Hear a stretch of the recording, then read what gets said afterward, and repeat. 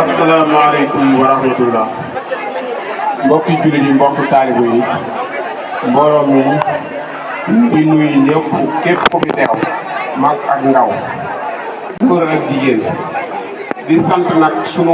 waajur yi nga xamante ni ñoo ñu teg yoon ba ñu yegg si fii ndax jamono ji instant yi yàqu na yàqu koo xamante ni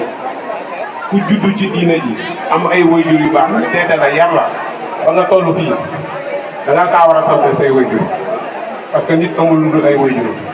kon ñu dolli sant sunu waajur bu baax sama kàddu nag damay soññee ci ndaw ñi ñëpp laay soññee sax mais ndaw ñi laay gën a soññ parce que gis ngeen lii fi nekk lépp taaru na rafet na macha allah mais nag du ay waxi kese moo koy def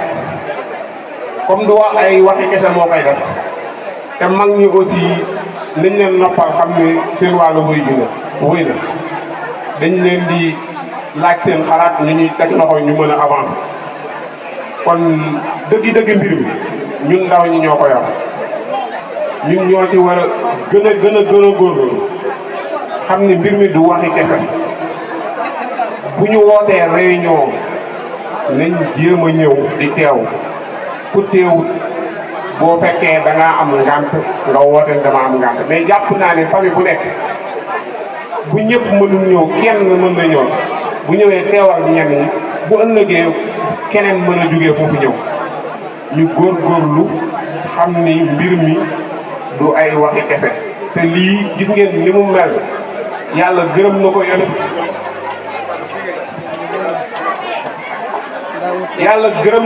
yonent bi gërëm na ko kon dañ cee war a gën a xar suñu tànk tuba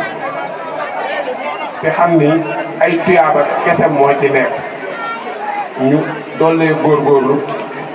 di ñuqi di joxe di ci def sunu doole nit amul leneen lu dul lii buñ ko deful fii rek def ko feneen